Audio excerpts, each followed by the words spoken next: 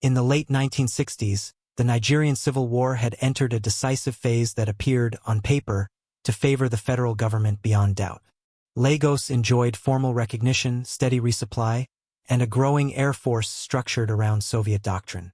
Egyptian and Eastern Bloc pilots were contracted to fly modern jet aircraft, while advisors from Moscow helped shape Nigerian airpower into a tool designed to break resistance through speed, altitude, and explosive mass. The assumption was straightforward: air superiority would end the war. Once runways, logistics hubs, and troop concentrations were exposed from above, the remaining opposition would collapse under pressure. The centerpiece of that strategy was a small but intimidating jet fleet. Nigeria operated MiG-17 fighters optimized for interception and high-speed attack, alongside Ilyushin Il-28 bombers intended for deep strikes against enemy infrastructure. These aircraft represented the core principles of post-war Soviet air doctrine. They were fast, rugged, and designed to operate from established bases supported by radar coverage, centralized command, and layered ground defenses.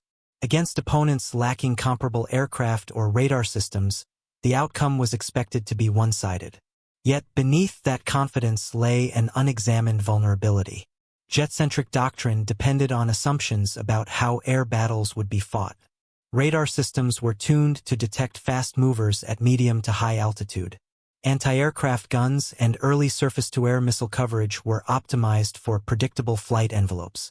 Training emphasized reaction against threats that looked like enemy jets or bombers, not against objects that blurred the line between aircraft and civilian machines. Anything flying slowly, close to the ground, or masked by terrain tended to be ignored as clutter rather than classified as a target. On the opposite side of the conflict, the breakaway region facing encirclement had no conventional air force.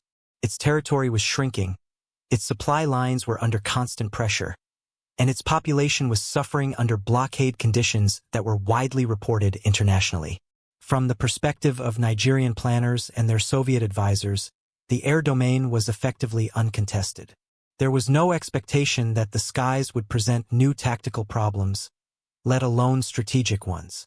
What followed exposed a deeper clash between doctrine and reality.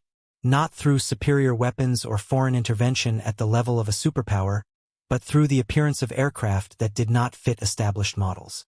Their presence challenged fundamental assumptions about detection, engagement speed, and cost. The embarrassment that followed was not merely about losses on the ground. It was about the realization that advanced systems could be rendered ineffective by platforms operating outside the parameters those systems were designed to counter. This was not a failure of hardware alone, but of imagination. The first incidents were initially interpreted as anomalies rather than indicators of a new threat. Reports from Nigerian airfields described low-level attacks carried out at such short notice that warning systems provided little to no reaction time. Ground crews spoke of aircraft appearing from directions considered tactically irrelevant, approaching below radar coverage, and attacking parked jets before defenders could respond. From a doctrinal perspective, this should not have been possible. Nigerian bases were protected by early warning radar tied to ground-controlled interception concepts borrowed from Soviet air defense thinking. Fighters were intended to scramble against intruders detected tens of kilometers away, not confront targets that seemed to materialize at the perimeter itself.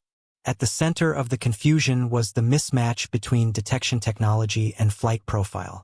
Nigerian radar sets operated primarily in meter and decimeter bands, effective against aircraft traveling at altitude with appreciable radar cross-sections. These systems filtered out slow-moving, ground-hugging objects to reduce false returns caused by terrain, weather, or biological clutter. Aircraft flying below treetop level at modest speeds were simply not categorized as threats. As far as the network was concerned, nothing hostile was present. When the attacks did occur, the defensive response revealed another doctrinal blind spot. Anti-aircraft guns were laid out assuming engagement speeds consistent with jet aircraft. Predictive aiming systems and manual lead calculations were based on targets crossing the sky at hundreds of kilometers per hour. Against slow-moving aircraft capable of abrupt altitude changes and tight turns, those calculations broke down. Gun crews consistently overled their targets, sending shells far ahead of aircraft that simply did not conform to expected motion. The psychological impact of this mismatch grew quickly. Jet pilots trained for supersonic intercepts found themselves unable to engage adversaries that could outturn them at low speed and vanish into complex terrain. Attempting to slow down enough to acquire such targets risked stalling, while diving attacks often resulted in overshoot before weapons could be brought to bear. In technical terms, the engagement envelope simply did not overlap. High-performance jets were operating outside the useful speed and altitude bands needed to counter these aircraft. Compounding the embarrassment was the cost disparity.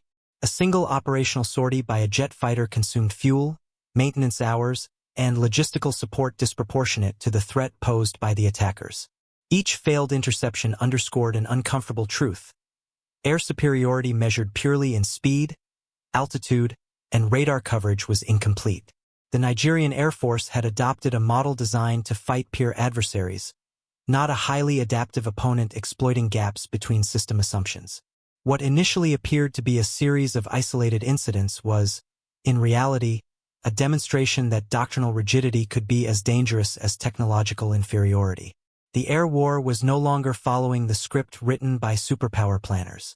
As the pattern of attacks continued, Nigerian commanders and their advisors were forced to abandon the idea that the threat could be explained by isolated procedural failures. The incidents showed consistency in timing, approach angles, and target selection, suggesting centralized planning rather than opportunism. Aircraft were being struck while parked, fuel storage areas were hit with precision, and power generation facilities supporting air operations were attacked at moments of peak vulnerability. This was not random harassment. It was a deliberate effort to paralyze airpower at its source. From an operational standpoint, the attackers demonstrated an understanding of Nigerian base routines that implied careful observation. Strikes occurred during periods when combat air patrols were returning to refuel or when ground defenses were cycling shifts. These were not windows commonly exploited by conventional air forces, but they mattered greatly to aircraft that relied on surprise and proximity rather than speed. By choosing moments when response time was already strained, the attackers compressed the defender's decision loop to seconds rather than minutes. Attempts to counter the threat exposed further limitations in existing doctrine. Nigerian fighters were ordered to patrol at lower altitudes, but this dramatically increased fuel consumption and reduced on-station time.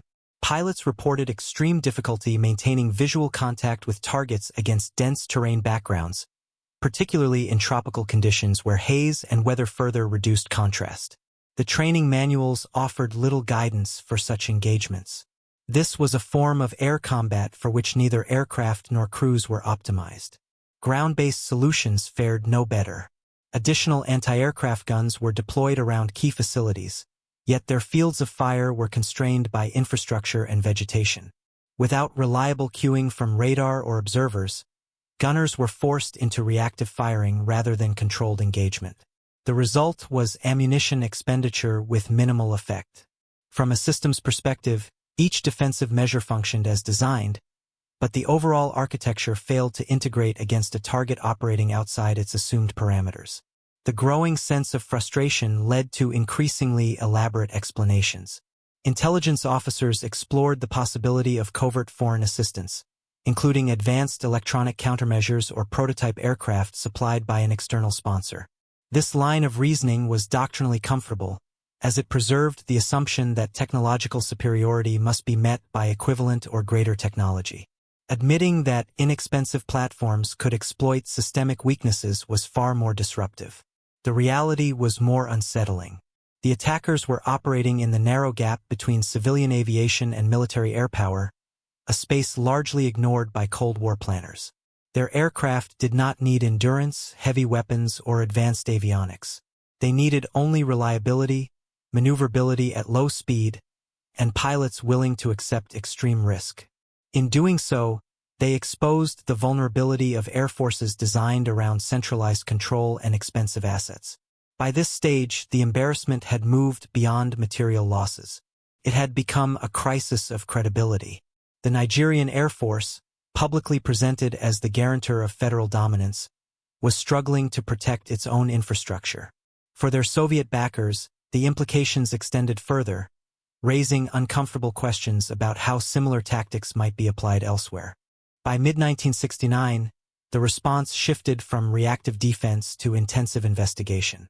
Nigerian and Allied advisors began reconstructing attack profiles using pilot debriefs, ground observer reports, and damage patterns rather than relying solely on sensor data. What emerged was a clearer picture of how the attackers were operating and why existing systems struggled to counter them. The aircraft were approaching at extremely low altitude, often below 20 meters, following terrain features such as roads, rivers, and tree lines. At those heights, the curvature of the earth and vegetation effectively shielded them from radar beams designed to scan open sky rather than cluttered ground space. This realization highlighted a fundamental limitation of the air defense architecture. Early warning systems were positioned and calibrated for threats consistent with Cold War expectations. Bombers and fighters approaching at altitude and speed. Detecting targets flying beneath the radar horizon required either airborne early warning platforms, which Nigeria did not possess, or dense networks of low-level observers integrated into command systems. Neither option aligned with how the force had been built or trained. The defense network was vertically focused, while the threat operated horizontally, hugging the landscape. Efforts to adapt ran into logistical and organizational friction. Expanding visual observation posts required manpower and coordination across large areas, while communication delays reduced their usefulness against fleeting targets.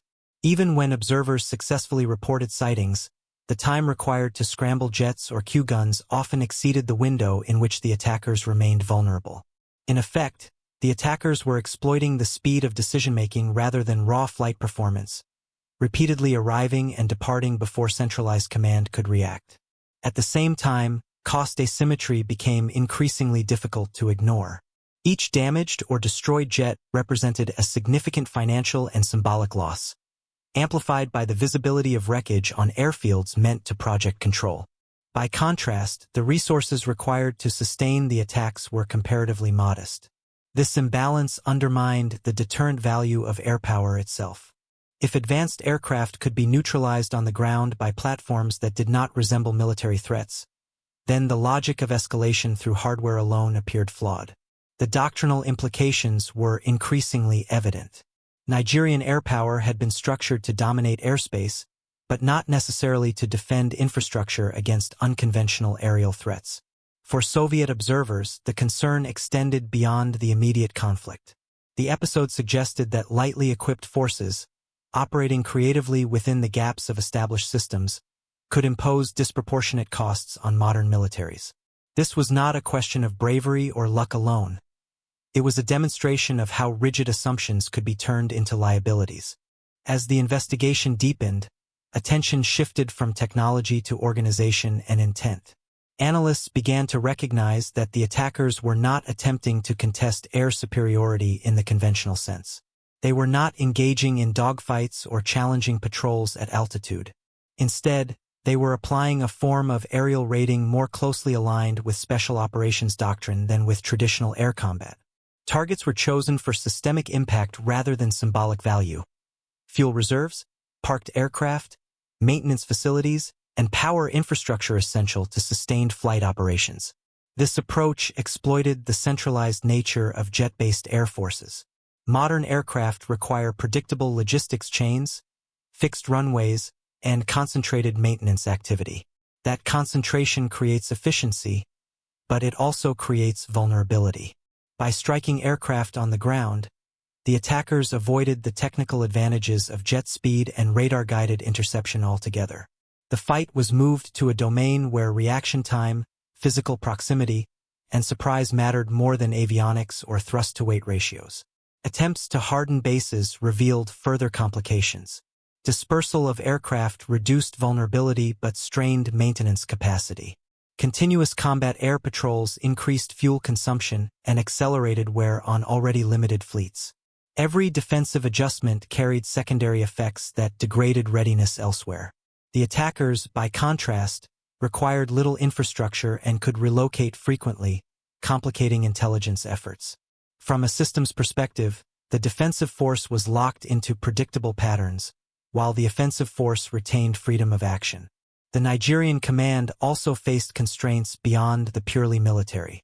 Expanding defensive measures required political approval, additional funding, and external support.